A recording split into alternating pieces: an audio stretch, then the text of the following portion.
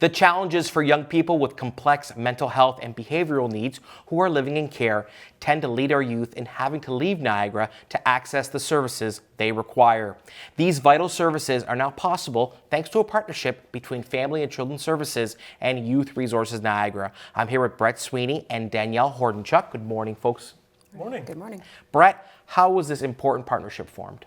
Well, we've had a long-standing partnership with Youth Resources Niagara, but this specific initiative came about from, we have, as you mentioned, a number of children who are from Niagara, but now living outside of Niagara because of the complex mental health and behavioral challenges they face. And so they've had to leave the region to get the services and support they require. So we had a home in Niagara, in Welland, just behind our Welland office, which was not being used, and we thought this could be a place that we could renovate and make a wonderful living facility for these young people so they could come back to Niagara, get the support they need, and continue to grow and develop in a positive way. Danielle, Youth Resources Niagara, I'm not familiar with this. Tell me what it is. So Youth Resources Niagara has 4 homes. We have 3 that are in partnership with FACS, and one that also supports male youth that are homeless and in conflict with the justice system.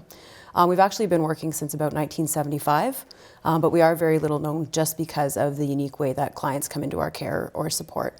So on average, we serve about 160 kids probably throughout the Niagara region a year. Now you celebrate the new year with a new home, is that right? We do. We just opened on January 8th. And tell me about it. Yeah, so the new home that we've opened is for the age group between 9 and 14, as Brett said. So these youth come back, they're originally from the Niagara region. So we are bringing them back to this area. They may not be able to go back home with their families, but they do have support systems and other family. So while they're residing with us, we do encourage them to go to school. They participate in clubs. We try to make it as much of a home life as possible for these kids that we have there. What are some of the challenges that these kids are facing?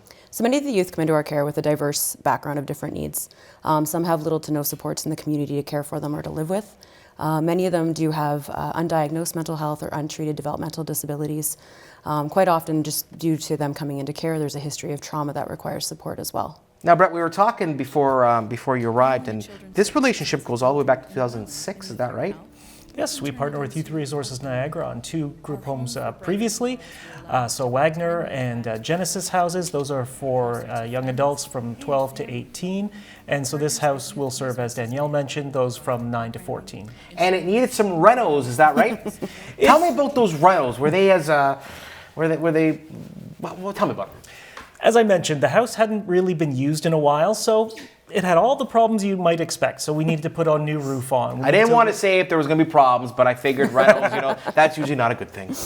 Yeah, absolutely. But we put a new roof on, looked at the windows, moved some walls around to make it appropriate, create some new bedrooms for the kids, plumbing and electrical work, because it was a childcare facility previously, so they had the really small toilets and all of that. So we had to make it appropriate for the youth that we would be serving. We also wanted to put in new furnishings, new appliances for the kitchen, technology for the youth to use, and we also wanted to have a couple of vans available so they could get to appointments and do some other social outings, which are so important for their growth and development. Now, Danielle, when you walked through the new home, what was your initial thoughts? It was definitely a build from the ground up, as Brett said. So it was an undertaking. We worked really closely with FACS to get the items that we need.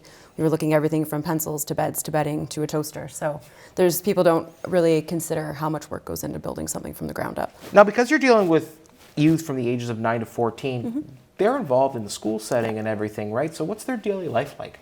The goal is to make it as normal as possible and to meet their needs appropriately. So we do partner with the DSBN and the Catholic School Board as well.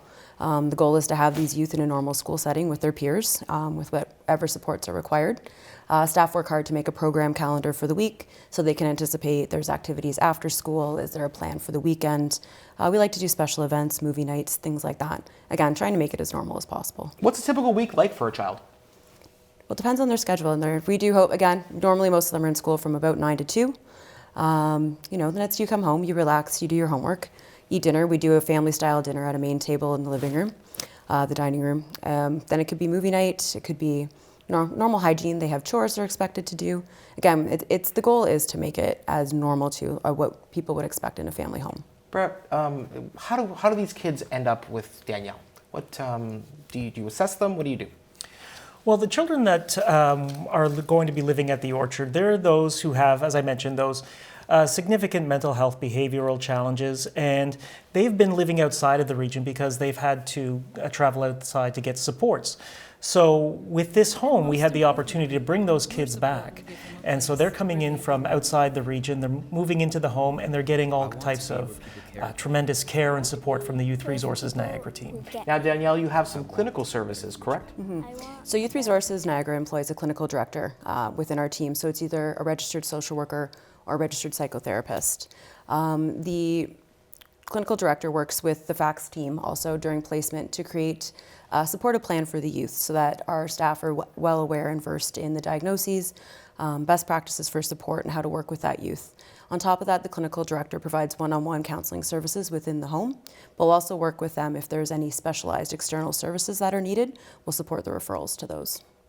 Brett and Danielle, thank you so much for coming by. Enjoy the new home, and thank you for all the work that you do. Thank you. Thank you.